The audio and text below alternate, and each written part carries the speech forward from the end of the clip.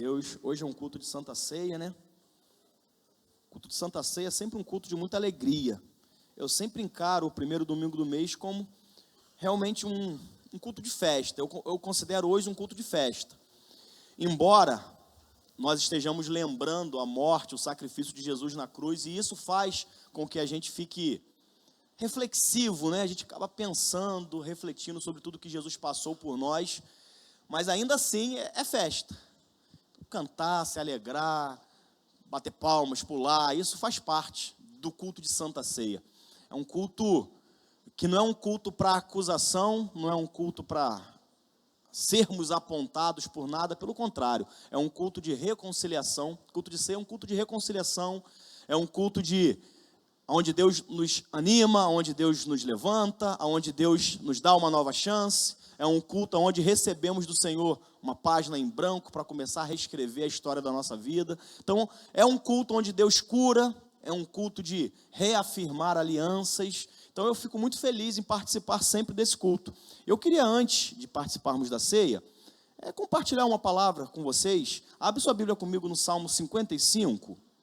Vamos ler os 8 primeiros versículos, do 1 ao 8. Salmo 55, versículo 1 ao 8.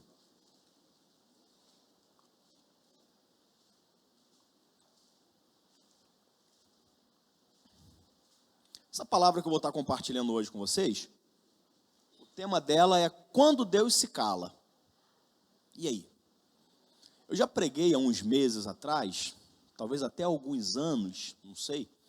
Eu preguei uma mensagem com essa temática. A mensagem era o silêncio de Deus. Quem não ouviu, quem não participou desse culto, eu até indico que vocês entrem lá no YouTube, na página lá da nossa igreja, Nova Vida em Éden, e você procure lá essa mensagem. Ela não é... Tem que andar um bocado lá, que ela já faz bastante tempo. É o silêncio de Deus. Na ocasião, eu falei que muitas das vezes Deus está em silêncio, mas o que não significa que Deus está inativo, ou seja, o silêncio de Deus não significa inatividade. Ele está em silêncio porque Ele sabe a hora de falar, Ele sabe a hora de agir, Ele sabe a hora de dar o start para que as coisas comecem a acontecer. Então, o silêncio, Ele está trabalhando, Ele tem um motivo. E na ocasião eu falei que muitas das vezes Deus está em silêncio porque a gente já conhece a resposta. Então Deus não vai falar aquilo que a gente já sabe. Ou então Ele já falou, só que a gente não quer ouvir. Ele falou, faça isso, mas a gente não queria fazer aquilo. Ele falou, não faça isso, mas a gente queria fazer, então a gente finge que não ouve. Ou então, quando Deus está em silêncio, é porque Ele está prestes a fazer grandes coisas. Naquela ocasião eu falei sobre isso. Hoje eu senti, né? Depois que a gente é pastor, acaba que a gente conversa com tantas pessoas, se depara com tantas situações, que eu senti a necessidade em Deus de voltar a falar desse tema, que é o silêncio de Deus, mas agora vou seguir por uma outra linha, e eu queria abrir o Salmo justamente para isso, para que você possa ser alimentado ainda mais em cima dessa temática, amém? Então abriu, Salmo 55, versículo 1 ao 8. É um salmo que não é de muita alegria, não. Observem que aqui o salmista, quem escreveu esse salmo foi Davi, ele estava bastante aflito ao escrever esse salmo. Principalmente esses 8 primeiros versículos, fala assim a palavra do Senhor: escuta a minha oração, ó Deus, não ignores a minha súplica. Olha a situação dele, ó. Escuta a minha oração, não ignores a minha súplica. Como se Deus estivesse ouvindo a súplica do salmista e não estivesse se importando, e não estivesse dando ouvidos. Aí ele fala, ouve-me, não simplesmente me ouça não, Deus. Ouve-me e responde-me. Não ouça e fica quieto, não. Quando você manda uma mensagem para aquele colega que ele visualiza, mas não responde nada. Não tem? Todo mundo fica tranquilão com isso? Tu mandou a mensagem, apareceu aqueles 2 tracinhos lá no zap, tu sabe que ele já recebeu, aí tu verifica lá que ele visualizou, mas não responde nada. Raiva que tu fica em casa. Por que não respondeu? Por que não fez isso? Aí você posta, às vezes, lá na rede social, lá uma foto. Aí o teu amigo, a tua amiga, teu parente viu, mas não falou nada, não curtiu, não comentou. E você fica lá, ó. Será? Não sei como que alguém se importa com isso, mas tem gente que se importa. Ao ponto de falar, minha amiga, meu amigo, meu irmão. viu aqui a minha foto, estava tão bonito, tão bonita, e não falou nada, não comentou. É assim que o salmista está se sentindo. Ouve-me e responde-me. Os meus pensamentos me perturbam. Estou atordoado diante do barulho do inimigo, diante da gritaria dos ímpios, pois aumentam o meu sofrimento e irados mostram o seu rancor. O meu coração está acelerado, os pavores da morte me assaltam, temor e tremor me dominam, o medo tomou conta de mim. Então eu disse: quem dera eu tivesse asas como a pomba, voaria até encontrar repouso. Sim, eu fugiria para bem longe, e no deserto eu teria o meu abrigo. Eu me apressaria em achar refúgio longe do vendaval e da tempestade. Senhor, em nome de Jesus, fale conosco, fale aos nossos corações nessa noite, através da Tua palavra. É o que te pedimos em nome de Jesus. Amém. Se tem uma coisa que nós, seres humanos, temos dificuldades em lidar, é com silêncio. É uma dificuldade que a gente tem danada. A gente precisa de uma resposta. Às vezes, você está precisando de um emprego, você manda currículo, alguém te liga, às vezes na sexta-feira. Olha, então, seu currículo aqui em mãos, preciso conversar contigo, vou te ligar na segunda. Irmão, o teu sábado, o teu domingo acabou. Você perdeu o teu sossego, você fica o sábado, domingo com aquilo na cabeça. Quando você está paquerando uma menina, os jovens aí, adolescentes, está paquerando uma menina que, ela, por acaso, no final do culto, fala: eu queria falar contigo, no início do culto. Assim, poxa, eu queria falar contigo no final do culto. O rapazinho ou a mocinha já era, irmão. Fica o culto inteiro doido para o pastor acabar, porque doido para saber o que ele ou ela queria falar com ele. A gente tem, o silêncio para a gente incomoda, a gente tem dificuldades em lidar com o silêncio. Se um marido em casa não fala com a esposa por um tempo, ferrou. Se a esposa não fala com o marido, então, que o marido às vezes quer aproveitar que a mulher não quer falar, ele é meu sossego, oh, que bom, fica quieto um pouco. Mas agora, se a mulher não fala, alguma coisa pegou. Se a mulher chegou em casa, ficou muito tempo ali, sei lá, tipo uns 2 minutos sem abrir a boca, ferrou, irmão. Casa caiu. Ainda mais, ó, tu puxou o assunto, tu deu aquela catucada para ela, né, iniciar ali a metralhadora de palavras. E nada. Alguma coisa aconteceu, a gente tem dificuldade. Eu lembro uma vez, tô falando isso, eu nem sei por que eu lembrei disso, mas eu lembrei. Já falei até para algumas pessoas. Não tem nada a ver com silêncio não, mas eu lembrei e vou falar. Que a Alessandra desceu da faculdade dela, chovendo assim igual hoje, chovendo muito não, mas chovendo. Ela chegou ali em Éden, eu já tinha carro nessa época, não tinha carro ainda, não tinha o Celtinha ainda. Mas ela estava sem guarda-chuva, sem sombrinha, sem nada, e desceu do ônibus lá na Praça de Éden e ligou para mim, pediu para eu ir buscar ela com a sombrinha. Né? Bastante contrariado, mas eu fui. Chovendo, sombrinha, sem nada, mas fui. Só que eu sou um pouco lerdo. Eu não fico atento às coisas, eu fico pensando, eu tenho, tipo, meu deslocamento, da onde eu morava aqui, na rua, até aqui, nesse tempo, eu quero produzir alguma coisa, eu penso, eu raciocínio, eu vejo, eu não ando desligado assim. Eu ando desligado no que está à minha volta, mas dentro da minha mente não está desligada. Aí eu estou com meu guarda-chuva aqui, estou indo. Aí o que acontece? A Alessandra desistiu de me esperar, porque parece que eu demorei, ela veio na chuva mesmo. Só que ela do lado, no mesmo, né, não é do outro lado da pista não, no mesmo lado da calçada na pista, o que acontece? Ela está vindo e eu estou indo. Passei por ela e continuei, normalmente. Eu tinha um alvo, né, irmão? Meu alvo é Cristo, mas ali meu alvo era a praça. Eu saí de lá em direção à praça, estou indo para a praça. Ó. Aí parou, daqui a pouco ela gritou, veio aquela voz gritando: ei! Com a mão, tipo, sei lá, tipo, a mão na cintura, assim, tipo, sério que você não me viu? Mas é sério, eu não tinha visto, não é? Se eu tivesse até a maldade de pensar, eu até teria brincado mesmo, se eu tivesse, né, a maldade de fingir que não estava vendo, mas não vi mesmo. E isso às vezes acontece entre a gente, às vezes eu passo por vocês na igreja, não falo, às vezes é um irmão, não fala com outro na rua, mas às vezes não é nada, às vezes simplesmente ele não te viu. Ele passou por você, não te viu. É o teu aniversário, ele esqueceu. Às vezes você está doente e tal, e teu amigo não foi. Gente, a gente esquece. A correria da vida, a gente esquece. A questão é, nós é que não estamos acostumados com silêncio. Se tu fizer aniversário, e aqueles entes queridos ali seus, próximos, não te felicitarem, ferrou, o mundo caiu, ninguém gosta de você, ninguém te ama. É a dificuldade que nós, seres humanos, temos de lidar com o silêncio. A gente não sabe lidar com facilidade. Aí o salmista aqui, ele começa dizendo: escuta, Senhor, não me ignores.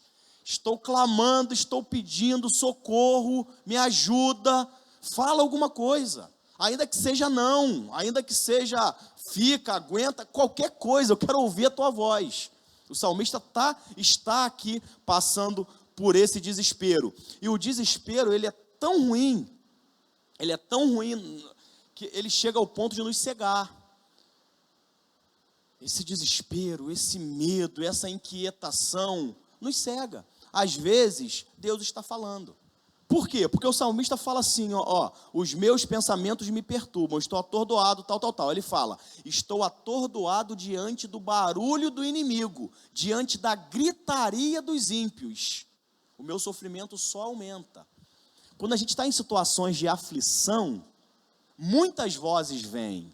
A nossa mente fica bombardeando a gente, porque a nossa mente ela precisa ser renovada com a palavra, mas enquanto esse processo ainda não ocorreu, a nossa mente fica sempre ali duvidando. Não é, não vai, não é. A nossa mente tende a ser pessimista, tende a duvidar, tende a não crer. Isso é a voz da nossa mente, fora quando é a voz do próprio diabo mesmo. Às vezes é uma pessoa que fala uma coisa que não era para falar, às vezes vozes, gritarias. O salmista está aqui desesperado e não consegue ouvir a voz de Deus, porque a gritaria do mundo está abafando. Imagina uma gritaria no teu ouvido, irmão, você querendo ouvir, querendo estudar, querendo prestar atenção em alguma coisa, aquela gritaria falando no teu ouvido. É mais ou menos esse o sentimento aqui do salmista. E isso daqui não foi uma coisa isolada. Eu vou ler bem rápido para vocês aqui alguns salmos, não vou nem esperar não, só para que você possa perceber o quanto isso é recorrente na palavra de Deus. O Salmo 83:1 fala: ó Deus, não estejas em silêncio, não cerres os ouvidos e nem fique impassivo, ó Deus. Está vendo, irmão, que tem alguma coisa de errado aqui? Você entende que os salmos foram inspirados pelo Espírito Santo?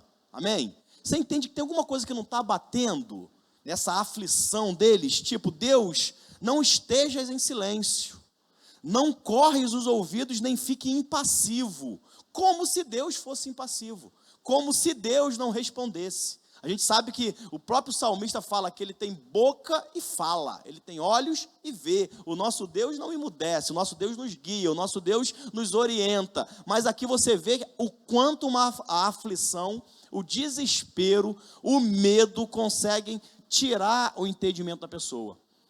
Olha no Salmo 13:3 o que ele fala. Isso aqui é uma série de perguntas que o salmista fala também muito forte. Até quando, Senhor? Isso aqui é como se fosse uma queixa, uma lamentação. Até quando, Senhor?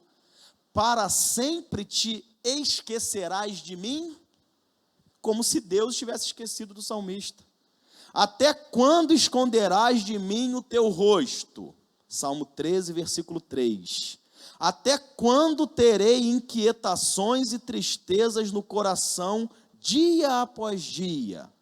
Até quando o meu inimigo triunfará sobre mim?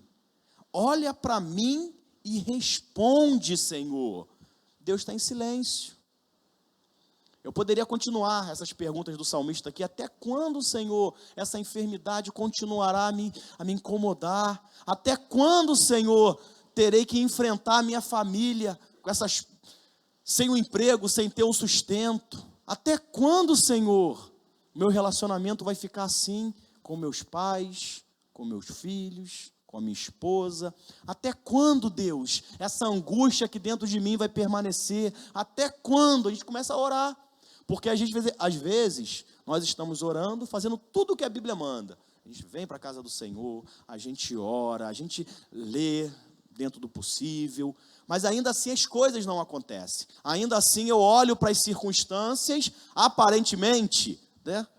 A grama do vizinho é mais verde, né? Eu olho para o lado, vejo para o irmão lá, o irmão uma bênção, conta testemunho, pula, levanta a mão, e na minha vida nada. Eu vejo as coisas acontecendo na vida dos outros, mas na minha vida as coisas não acontecem. A gente começa a falar como salmista: até quando, Senhor? Até quando? No Salmo 10, o versículo 1, ele fala: Senhor, por que estás tão longe?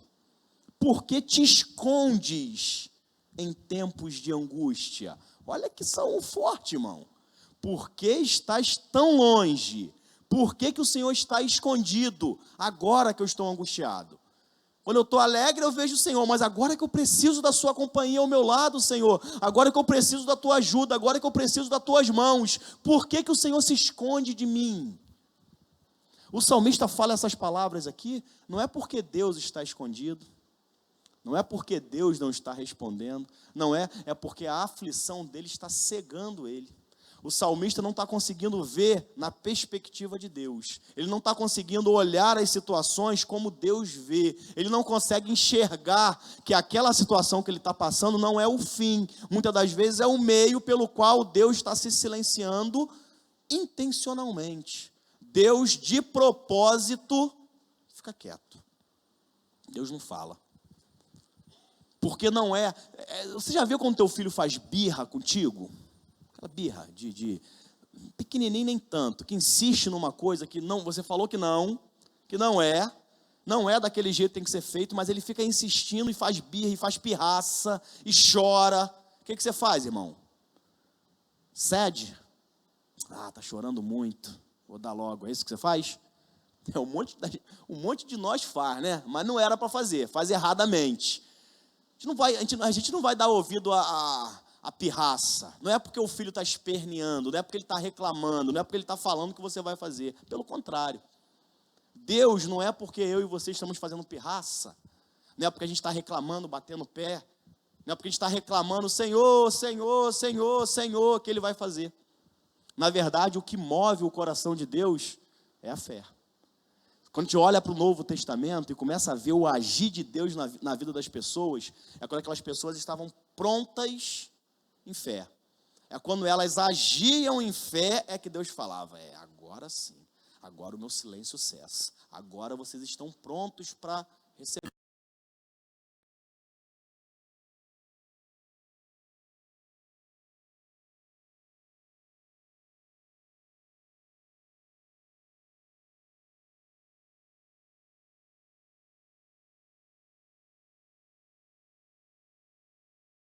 Para esse salmo, antes de eu chegar nos finalmente,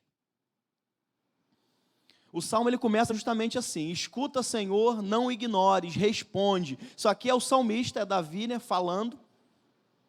Não ignores. Essa palavra não ignorar é como se Deus soubesse do que está acontecendo na vida dele, é como se Deus soubesse o que está acontecendo na tua vida.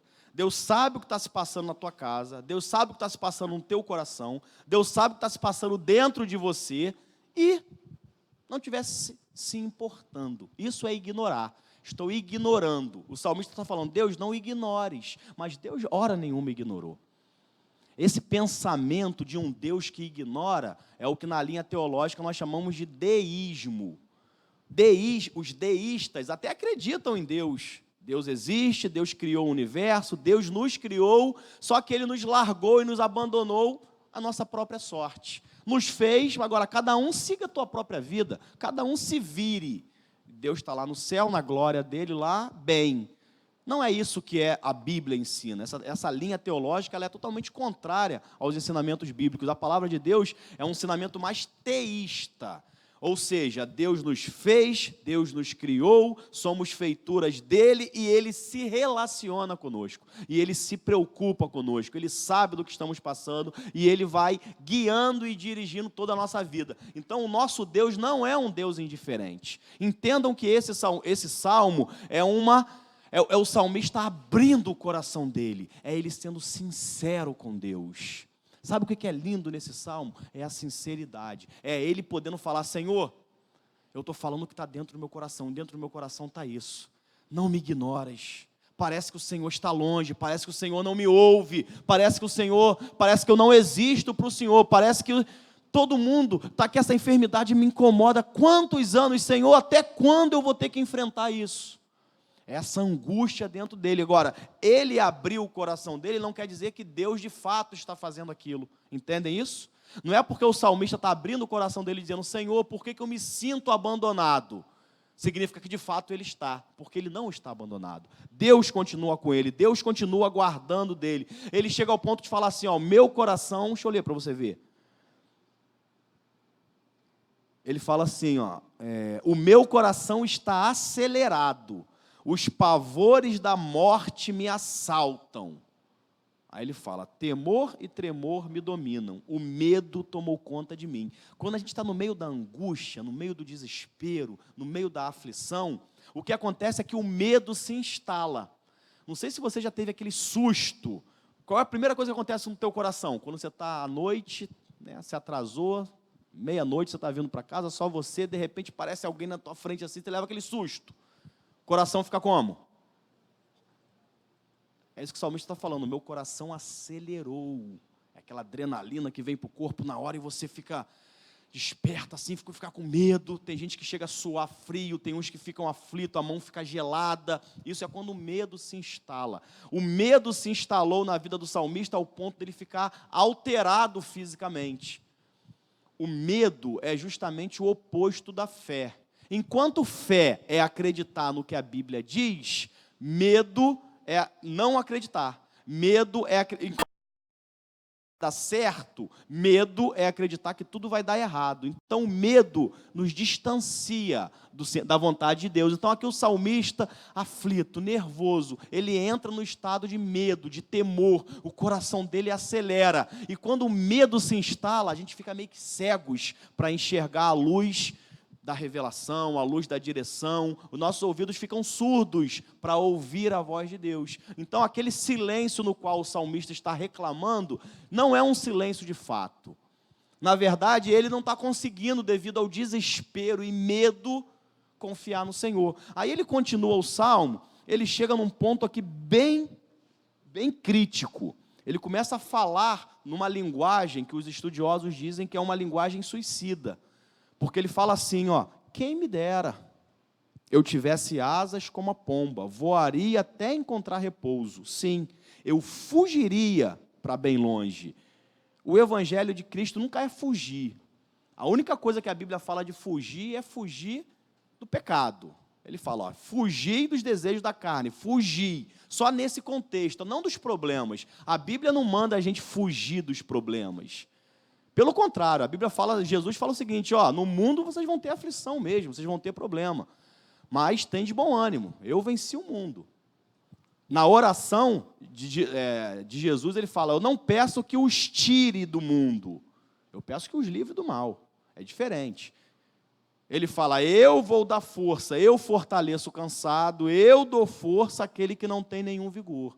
Deus nos dá força para nós vencermos o problema e não fugirmos dele, ou não fingirmos que o problema não existe. A fé, ela não finge que as coisas não estão acontecendo. A fé, ela sabe o que está acontecendo. A fé é consciente. A fé olha para um diagnóstico médico e sabe que o problema existe. Só que a fé não nega o problema, a fé simplesmente acredita que o Deus que nós servimos é mais poderoso que aquele diagnóstico, ao ponto de eu olhar para aquele diagnóstico e falar, em nome de Jesus eu estou curado. Mas na verdade o diagnóstico está dizendo o contrário, está dizendo que eu não estou curado. Mas eu olho e a fé me faz olhar, porque a fé é a certeza daquilo que nós esperamos e a convicção dos fatos que nós não estamos vendo. O que eu vejo ali é um diagnóstico positivo, mas a fé faz com que eu olhe lá na frente e diga, em nome de Jesus eu estou curado, em nome de Jesus meu casamento está restaurado, em nome de Jesus essa angústia vai sair, em nome de Jesus esse medo vai sair, em nome de Jesus eu vou ter forças para caminhar, para seguir nesse alvo, para seguir em Cristo. Então é isso que a fé faz. Mas aqui a linguagem do salmista é essa, ó, como eu queria fugir para longe. Quem está no auge do desespero, o que quer é isso, é sumir. Tu já ouviu pessoas falando assim, eu queria sumir, sair de tudo, sair de perto de tudo, não quero ficar perto de ninguém. As pessoas querem se isolar, trancam o quarto, se fecham, querem sumir. O desespero faz isso. Aí ele fala, sim, fugiria para longe, e no deserto eu teria o meu abrigo. Deserto não é lugar de abrigar ninguém, irmão. Deserto é um lugar que a gente passa, é um lugar momentâneo, é um lugar passageiro. O povo de Israel passou 40 anos no deserto, mas o deserto não era o lugar deles. O lugar deles era Canaã. Deserto é um lugar de passagem. Aqui o salmista está tão desesperado que ele fala, o deserto vai ser o meu abrigo. Só que no Salmo 91, a Bíblia não diz aonde é o nosso abrigo. Ele fala que aquele que habita no esconderijo do Altíssimo. Outras versões falam no abrigo do Altíssimo. O esconderijo é um abrigo. A sombra do Onipotente descansará. Então, o nosso abrigo é no Senhor. O Senhor é que nos guarda, é o Senhor que nos abriga, e não o deserto. Aí ele fala, eu me apressaria em achar refúgio longe do vendaval e da tempestade. A promessa de Deus não é tirar-nos da tempestade. A profecia lá em Isaías era qual? Que quando e não se. Se vocês passarem, ou seja, pode passar ou não. A questão era, quando passares pelo fogo, ou seja, mais cedo ou mais tarde vocês vão passar. Mas quando passares, qual é a promessa? Quem lembra? Não te queimarás. Mas a questão não é eu vou te tirar do fogo. Quando pisares nos espinhos, não vai te fazer dano algum. Eu vou estar contigo, eu vou andar com você, eu vou estar do seu lado, eu vou pegar nas suas mãos. A promessa de Deus é que quando essas situações acontecerem, nós não estaremos sozinhos. Ele vai estar do nosso lado. Mas e aí? E aí? Agora eu acho que eu consigo chegar aonde eu quero chegar. Entendeu bem isso aí, irmãos? Entendeu que a nossa dificuldade em lidar com o silêncio, mas o silêncio não é inatividade de Deus?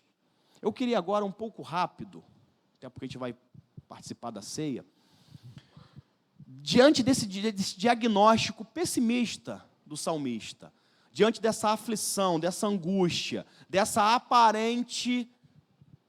aparente abandono de Deus, diante dessa situação que ele está passando, ao ponto de falar, olha só, eu queria fugir, estar longe, eu queria sumir. Diante de tudo isso daí, desse aparente silêncio de Deus, não significa que Deus não esteja ativo. Entenda isso. O salmista está desesperado, mas Deus estava agindo.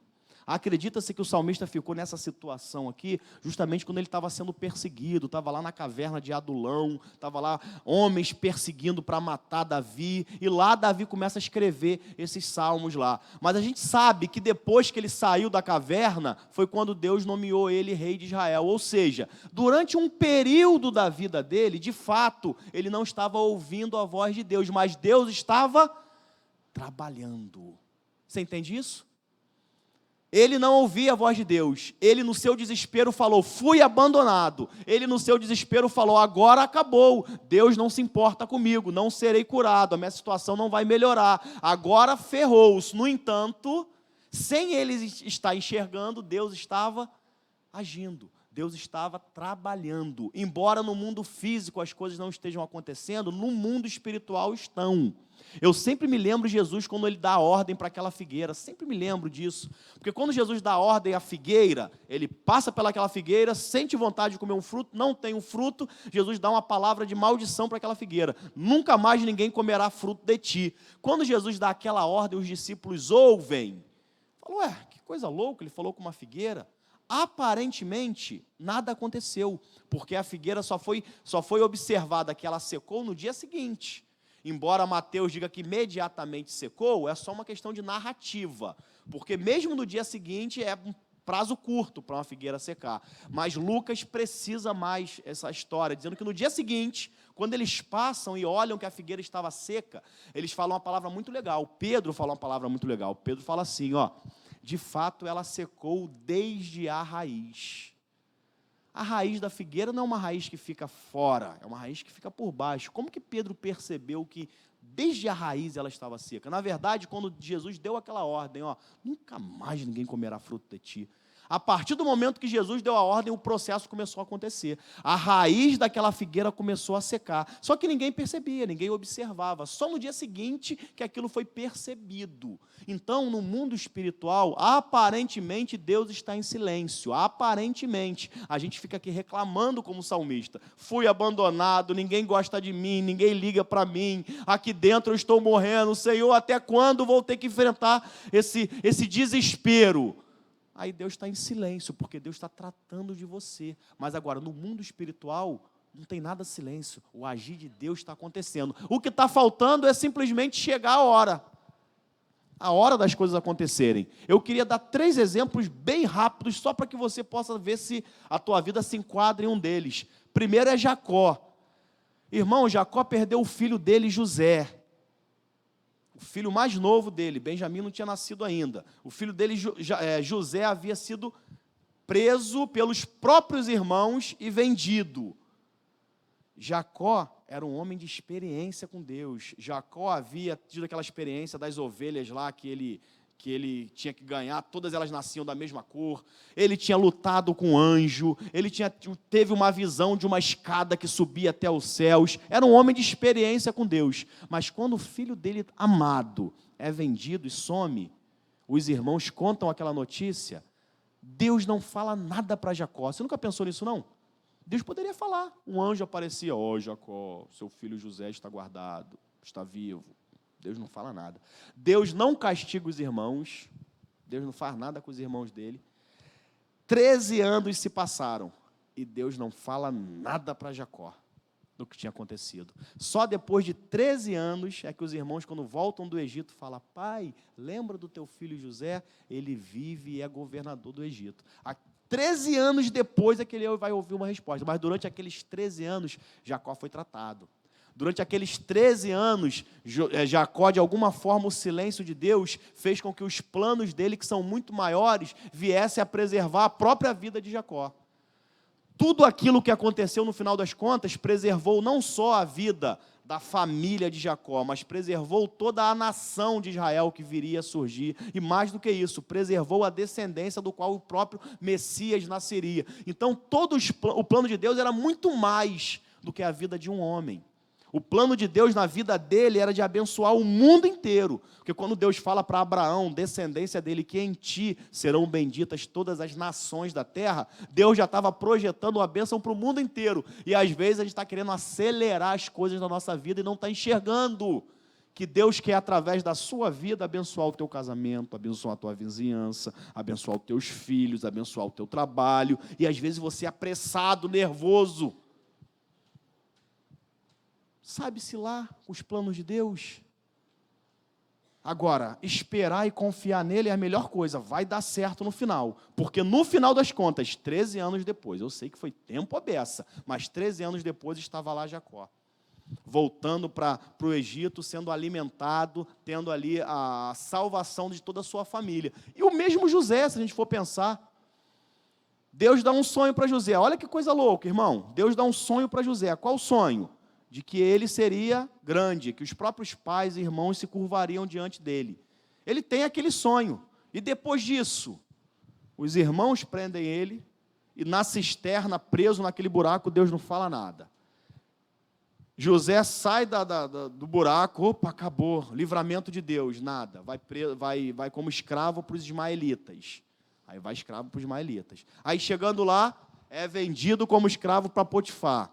Na casa de Potifar, quando as coisas começam a dar certo, ele já tinha esquecido do sonho que Deus havia dado, ele simplesmente por estar vivo já está bom. As coisas começam a dar certo, a mulher de Potifar vai lá e engana ele, acontece aquela coisa toda, ele volta para a cadeia de novo. Depois de alguns anos na cadeia, ele revela o sonho de 2 camaradas, e um desses volta a ser empregado do rei, e muitos anos depois, porque ele esqueceu de José, enquanto ele estava preso com José, ele lembrava.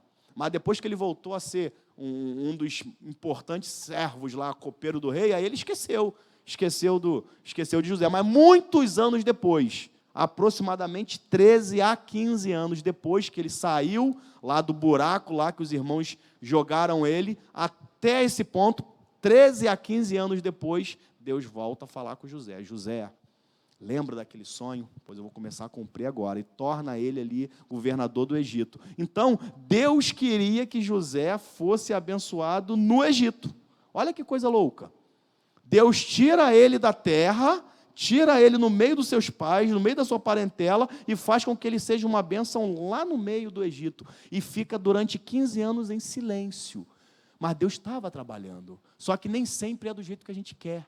Nem sempre é da maneira que a gente pensa, nem sempre é do jeito que nós gostaríamos que fosse, mas a questão é, Deus está trabalhando, Deus livra toda a sua família, Deus livra todo o povo, mais do que isso, Deus livra a humanidade. José foi um livramento para a humanidade, porque José, ele não cuidou só da família dele. A estratégia que Deus deu a José, porque a fome foi universal, a fome foi no mundo conhecido até então. Então ninguém tinha comida, nem o próprio Egito teria, se não tivesse feito o que José falou, nos 7 anos de fartura, ter construído celeiros, ter administrado, ter colocado tudo lá no ponto, tal. Aquela administração fez com que a humanidade fosse salva. Então Deus, através do relacionamento dele com uma pessoa, salvou toda a humanidade. Agora, se José começa a reclamar, se durante esses 13 anos José só fica, Senhor, e aí? O que eu fiz? As reclamações de José seriam válidas, irmão. José está certo. O que eu fiz para ter caído aqui? O que eu fiz para os meus próprios irmãos terem me abandonado? O que eu fiz para que essa mulher, a mulher de Potifar, tivesse me acusado? Eu não fiz nada com ela. O que eu fiz? Eu tenho buscado te obedecer, eu tenho buscado te agradar. Eu não traí Potifar, o meu senhor, tendo relações com a mulher dele. Eu me guardei. Eu fiz o que era certo. E porque eu fiz o que era certo, eu estou indo para a cadeia. E aí, Senhor? Até quando? Mas José não faz nada disso. José simplesmente entende que a vida dele está nas mãos do Senhor, que Deus sabe o que está fazendo, que vai chegar a hora. Momento nenhum José duvidou de que chegaria. O que nós não podemos é, durante uma fase difícil da nossa vida, diante de um momento às vezes de crise, um momento de dificuldades, um momento de enfermidade, um momento de conflito, achar que a nossa vida se resume àquilo. Não. Nós não fomos chamados para viver a vida inteira assim. Jesus fala, no mundo tereis aflições, beleza. E tá ok, vocês vão ficar a vida inteira nela. É isso que ele fala? Tem de bom ânimo, sorria, fica feliz, fica empolgado. Por quê? Porque eu venci o mundo. Se ele venceu o mundo, nós também vamos vencer. Ou seja, as aflições vão passar, as tempestades vão passar, o deserto vai passar. E por fim, queria falar de Moisés também. Terceiro exemplo de um homem que tinha tudo para não dar certo. A ordem foi matar todo mundo, mas ele conseguiu preservar a vida dele, Deus preservou a vida dele. Ele vai sendo criado lá no meio lá do Egito, e pela filha do próprio faraó, né? Durante 40 anos, ou seja, os primeiros 40 anos de vida de Moisés, ele foi educado no melhor que a sociedade podia dar, que o Egito podia dar naquele momento. Moisés era, inclusive, um dos possíveis sucessores de Faraó. Ele era filho da filha de Faraó, ele estava na linha ali sucessória. Então, era possível que Moisés um dia viesse a ser um faraó. Então, ele foi educado com o melhor que tinha. Então, ele era um camarada que Atos, Estevão, falando a respeito dele, diz que ele era um homem poderoso em palavras e ações. Ele era um homem inteligente, culto em toda a ciência que tinha na época. Então Moisés era o cara. Os 40 primeiros anos, ele era o cara. Ele sabia o que falar, ele sabia o que fazer, ele era inteligente. E pior, Estevão fala que ele tinha no coração, o Espírito Santo já tinha plantado uma sementinha no coração de Moisés, de que ele seria o libertador de Israel. Então ele já tinha aquilo no coração dele, ele ouvia aquela história, né, provavelmente dos próprios parentes, da mãe que educou ele ali enquanto ele era criança, ele tinha aquilo no coração, Deus vai libertar os meus irmãos através de mim. Os primeiros 40 anos dele, força física, né? Quarentão, o cara está firmão ainda. Força física, inteligência, eloquência nas palavras. É a hora. Foi quando ele tentou fazer algo. Ele foi lá nos irmãos dele, vocês conhecem a história. E naquela ocasião, para defender um irmão, ele mata um egípcio, e dali começa a ter conflitos, e ele foge, com medo de ser pego por Faraó, ele foge para o deserto. Quando ele foge para o deserto, aí vem as perguntas. Eu tinha no meu coração que seria o libertador, por que Deus não me usou? Por que Deus não me abençoou? Por que Deus não me deu graça? Aí ele abandonou tudo, largou tudo e foi para o deserto. E no deserto ele fica mais 40 anos. 40 antes com 40 depois, total de 80. Durante os 40 anos dele no deserto, praticamente, a Bíblia não retrata nada. Retrata muito pouco. Ao ponto de quando Deus volta a falar com ele, ele disse que não sabia falar. Antes ele era eloquente em palavras e ações, agora ele não sabia mais falar. Foram 40 anos aprendendo a ser o cara e 40 anos aprendendo a não ser mais o cara. Aprendendo a depender de Deus. Aí depois de 80 anos, não tem mais vigor físico, Depois de 80 anos, que não tem mais aquela eloquência que tinha, os contatos, depois de 80 anos, aí Deus interrompe o seu silêncio. Aí Deus fala, agora, filhão. Aí Deus vem lá no meio daquela sarça ardente, ele sobe, começa aqueles gravetos a pegarem fogo, aí ele olha aquilo, o graveto pegando fogo, mas deixa de lado e continua, ele olha de novo. Como que pode um graveto pegar fogo e não se consumir, e não queimar? Aí ele fala, essa sarça não se consome. Aí aquilo chama a atenção dele. Quando ele chega perto, ele ouve então a voz de Deus depois de 80 anos. Moisés, tire a sandália dos teus pés, porque o lugar que você está é santo. E a partir dali Deus começa a, de fato, tornar Moisés o libertador de Israel. E de novo, observem, nos 3 casos que eu peguei de exemplo, não se limitou a vida de Moisés. Quando Deus fala com Moisés, depois de um longo período de silêncio, tratando dele, Deus usa ele para ser uma bênção para toda a nação. Deus liberta todo o povo de Israel. Deus dá a Moisés a lei. Deus usa aquele homem de forma grandiosa. O que eu quero que vocês entendam nessa noite, irmãos, é que Deus não está em silêncio à toa. É que Deus não está parado, ou aparentemente parado à toa. Será que não é Deus tratando da sua vida? Será que não é Deus esperando que você cresça em fé? Será que não é Deus esperando que você aprenda a confiar e depender dEle? Se Deus começa a usar Moisés nos primeiros 40 anos, no vigor da sua força, talvez lá à frente Moisés pudesse até pensar que ele era o cara, que não tinha, mas ele teve que ficar 80 anos e perder o vigor para que ele pudesse entender que tudo que fez foi proveniente de Deus. Às vezes o silêncio de Deus é um tratamento dele comigo e contigo. Mas agora, uma coisa é, vai chegar a hora que o silêncio será interrompido.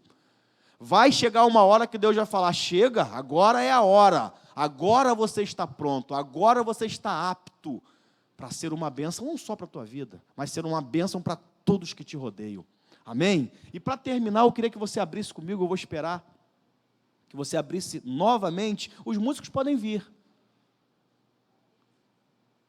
Enquanto eles estão abrindo. O Salmo 27 foi o mesmo que nós abrimos o culto. Lê o versículo 1 ao 5.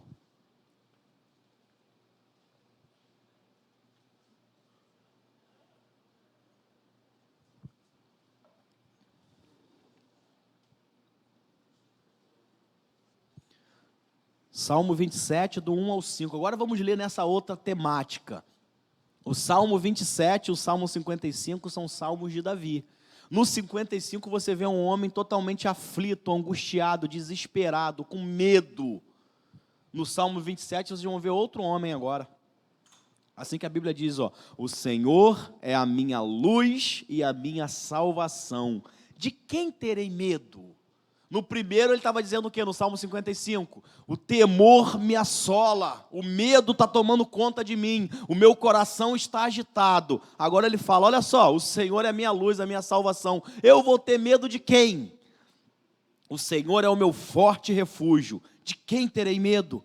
Quando homens maus avançarem contra mim para destruir-me, eles, meus inimigos e meus adversários, é que tropeçarão e cairão. Olha a declaração de fé. Quando os inimigos vierem contra mim, eles é que vão cair, eles é que vão tropeçar. Aí ele continua, ainda que um exército se acampe contra mim, meu coração não temerá. No Salmo 55 falava o quê? O meu coração estava acelerado, aflito, nervoso, com medo. Agora ele está dizendo, ainda que um exército se acampe contra mim, meu coração não vai ter medo. Aí ele continua, ainda que se declare guerra contra mim, mesmo assim estarei confiante.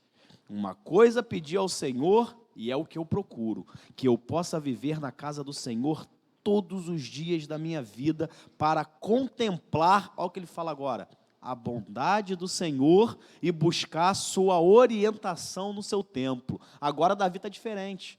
Eu quero habitar na casa do Senhor com um objetivo, desfrutar da bondade dele. Ele não está mais desesperado, querendo fugir, querendo ir para o deserto. No Salmo 55, Davi fala, eu quero ir para o deserto, eu quero fugir, eu quero estar não estar diante da tempestade. Agora ele fala, eu quero estar na casa do Senhor, eu quero estar em comunhão, eu quero estar com o irmão, porque lá eu desfruto da bondade do Senhor. Aí ele vai e termina. Pois no dia da adversidade, no dia da aflição, no dia que as coisas estiverem ruins, Ele me guardará protegido em sua habitação. No Salmo 55 ele fala, no deserto que vai ser a minha habitação. Agora ele está falando, no dia da adversidade, a minha habitação vai ser no Senhor. É no Senhor que eu vou me refugiar. No seu tabernáculo me esconderá e me porá em segurança sobre um rochedo. Irmãos, vamos nos apropriar disso. Esse salmo é verdade, o 55 também é. O Salmo 55 e 27, os dois foram inspirados pelo Espírito Santo. Só que no Salmo 55, o salmista está desesperado, aflito, nervoso, não consegue ver uma luz no fim do túnel.